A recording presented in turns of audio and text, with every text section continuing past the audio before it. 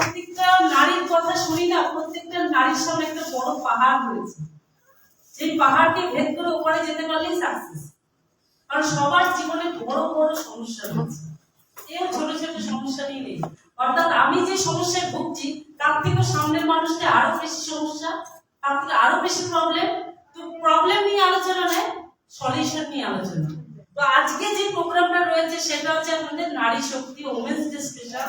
তো গত 8 তারিখ যখন দিল্লিতে গেছিলাম, জীবনে প্রথমবার এটুকু ফিল করেছিলাম যখন আকাশের গগনে উঠেছিলাম।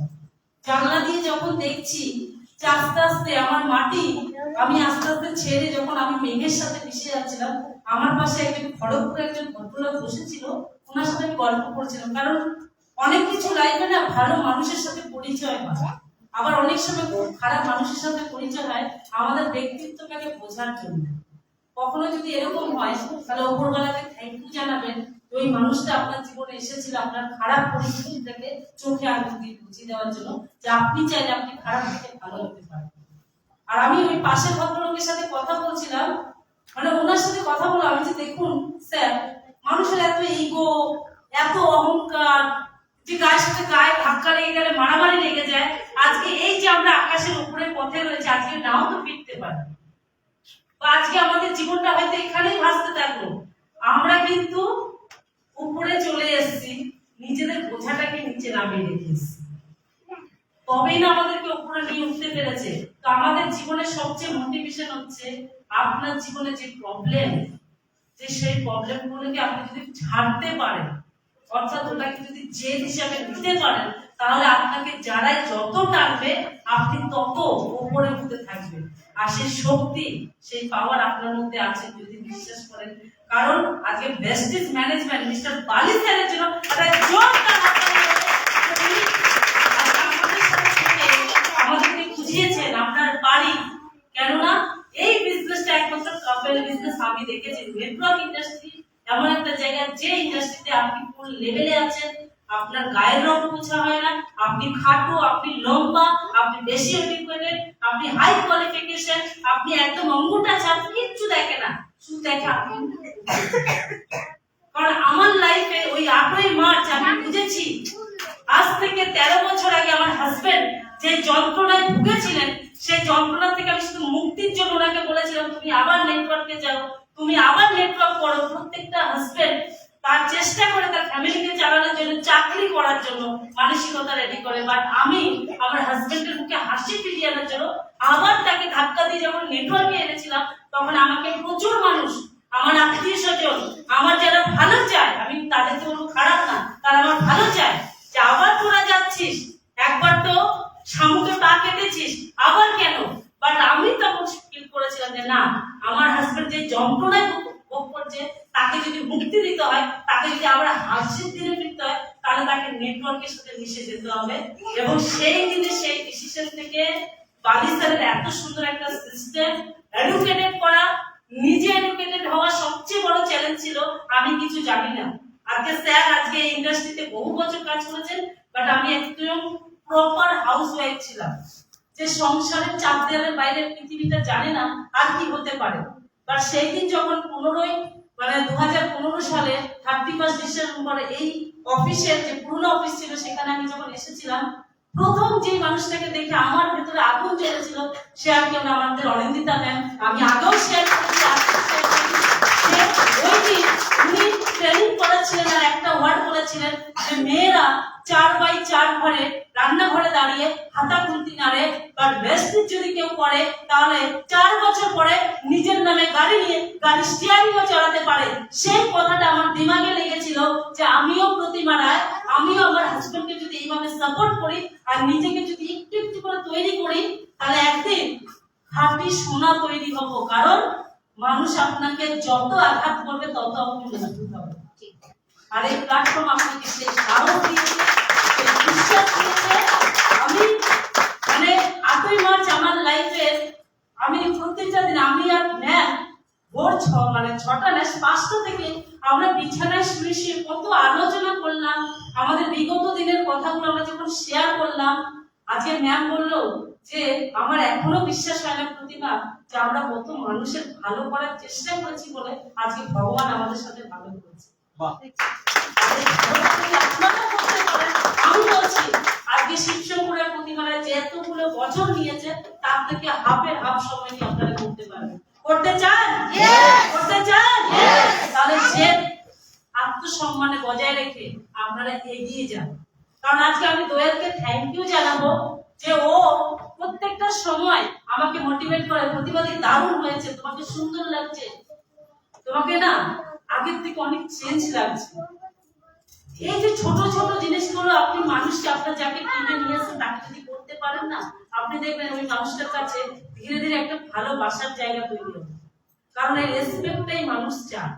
আপনার টাকা দেখবে না, আপনার ব্যাংক ব্যালেন্স দেখবে না, আপনি গরিব বড়লোক কিচ্ছু দেখবে না, আপনার বিহেভিয়ার, আপনার ব্যবহার আপনার ব্যবসার কারণ হয়ে দাঁড়াবে।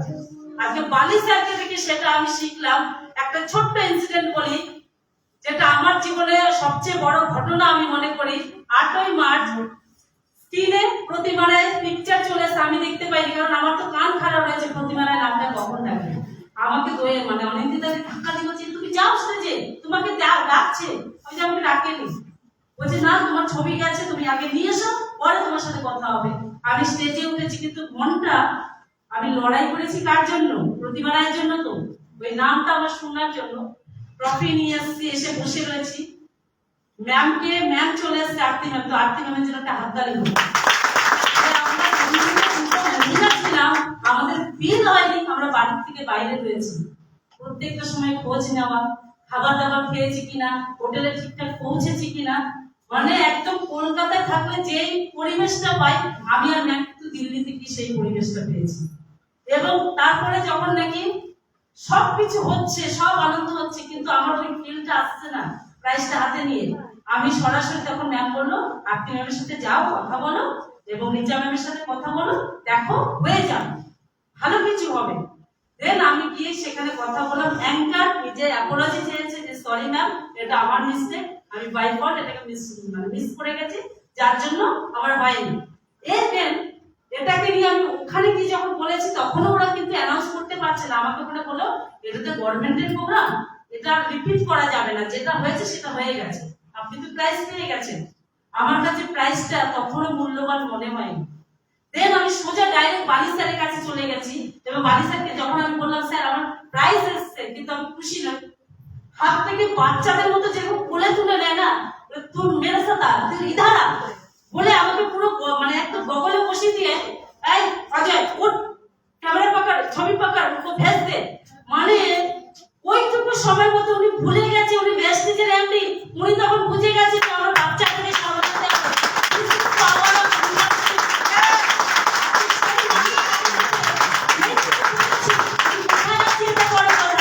আমি কোন মানুষের কাছে আছি এটা বড় কথা। দেন মনের ইচ্ছা থাকলে সেটা প্রকাশ হয়। এবং ইভেন্ট শেষ হওয়ার প্রায় 35 মিনিট আগে কিন্তু ওই নামটা আসে মিসেস প্রতিমা। তো অবশ্যই আমার টিমের জন্য একটা হাততালি হোক।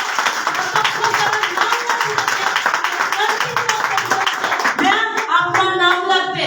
আমি বলছি বাবা এটা গভর্নমেন্টের প্রোগ্রাম, এটা আমাদের প্রোগ্রাম নয়, হবে না, নাম লাগবে। আজকে আমি অল ডেডিকেটেড মাই টিম, এখন জোরদার হাততালি হোক। আমার পরিবার, আমার সন্তান, আমি যখন ভেঙে পড়েছি তখন আমাকে বলেছে দুনিয়া তোমাকে কি বলেছে সেটা বড় কথা না, তুমি নিজেকে কি ভাবো সেটা বড় কথা। আজকে আমার জীবন হয়তো আমি পেছনে যদি টানি না, আমার লাইফে একটা সুচ ফোটারও বাকি নেই, এতটা যন্ত্রণাদায়ক কাটার মতো। তবে গোলাপ ফুল কিন্তু কাটার মধ্যে, সেই কাটার যন্ত্রণাকে ভুলে আজকে ফুলের মতো যে ফুটে আছি, তার জন্য অনেক স্যাক্রিফাইস, বাচ্চার জন্য এতটা স্যাক্রিফাইস করেছি। সেই বাচ্চা কিন্তু আজকে ভোর 4টার সময় যখন আমাকে ছাড়তে গেল, আমি বুঝেছি বেস্টেজ আমাকে সেই সম্পর্ক দিয়ে আমরা ফিরবো। দাঁড়িয়ে বলছে মা আমরা এই টাইমের মধ্যে আমরা কিন্তু এয়ারপোর্টে অপেক্ষা করবো। আজকে ম্যাম আমার সাথে ছিলেন। আজকে আমি ফিল করেছি যে আমার পরিবার আমাকে কতটা সাপোর্টেড করে। আমার বাড়িতে যে আমার যে অসুস্থ কাকাবাবু, উনি কালকে আমার ছেলেমেয়েকে চাই তোর মাকে তাড়াতাড়ি ঢুকতে দেয় ঘরে, উনি কিন্তু অসুস্থ। এই ভালোবাসাটা পাওয়ার জন্য না আমার এই কাজটা দরকার ছিল, এই সম্মানটা দরকার ছিল। তবে আমি এখানে যত নারীরা রয়েছেন, মহিলারা রয়েছেন, আমি বলবো আপনার বাড়ির লোক যদি ভেস্টিজ করে তাদেরকে সাপোর্ট করুন। আপনি ভেস্টিজ করছেন, আপনার পরিবারকে এখানে নিয়ে আসুন, তাদেরকে দেখান আপনি কোন পরিবারে রয়েছেন। আর আজকে অবশ্যই ভেস্টিজের ম্যানেজমেন্ট মিস্টার দীপক সুদ কারবাতি স্যারের জন্য, অজয় সিং স্যারের জন্য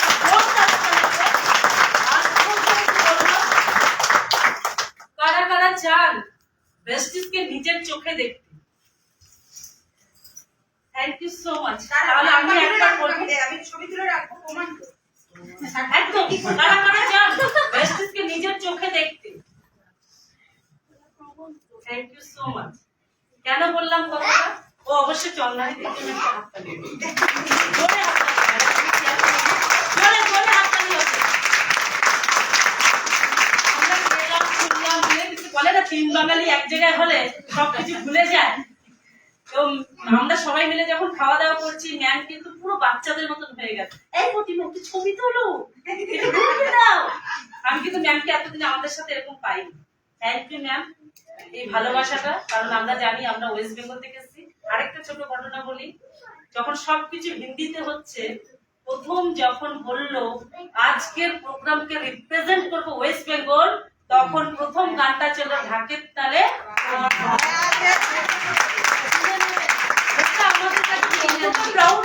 চঞ্চল ম্যাম বলছে কি বলো বলে সিদ্ধার্থ সিং স্যারের ওয়াইফ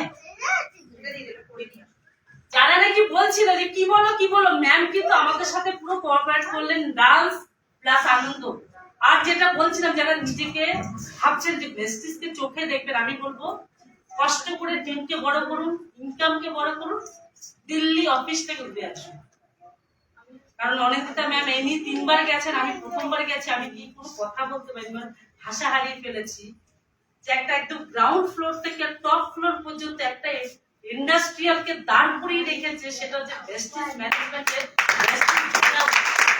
মানে ওখানে কোন ডিপার্টমেন্ট নেই। আমি তখন জিজ্ঞেস করলাম যে আমরা যে কলকাতা থেকে যখন কাস্টমার কেয়ারে কথা বলি, সেটা কি এখানে আলোচনা হয়? বলছে না, তার জন্য টপে যে 5 নাম্বার রয়েছে সেখানে কথা হয়, কাস্টমার কেয়ার আলাদা করে রাখা আছে। আর যদি বলে প্রোডাক্ট হাউস কোথায় রয়েছে, আপনার গোডাউনটা একদম পুরো আন্ডারগ্রাউন্ডে রয়েছে, মানে কার পার্কিং কোথায় তারও আন্ডারগ্রাউন্ডে রয়েছে। আমরা ভেতরে ঢুকেছি গাড়ি নিয়ে, ওইভাবে ঘুরে এসে উপরে উঠেছি। আমরা কোথায় যাচ্ছি, বেসমেন্টে চলে যাচ্ছি কেন? আর অবশ্যই এই জায়গাটা কেন করেছে জানেন? আজকে বালি স্যার কত মানুষের জীবন পরিবর্তন করেছে, কত মানুষের রোজ পরিবর্তন করে দিচ্ছেন। আজকে ডাক্তার, ইঞ্জিনিয়ার, আজকে কোনো কিছুকে পেছনে রাখেননি। আর আগামী দিনে আপনাদের জন্য সুখবর, যাদের সন্তানকে একটা সময় আমরা বলতাম তোমাকে ডাক্তার হতে হবে, তার জন্য তোমাকে 5 বছর 6 বছর কোর্স করতে হবে, আগামী দিনে তোমাকে চার্টার্ড অ্যাকাউন্ট্যান্ট হতে হবে, তাদের কোর্স করতে হবে, একজন ভালো চাকরিজীবী হতে গেলে তোমাকে এডুকেশন হায়ার লেভেল নিতে হবে।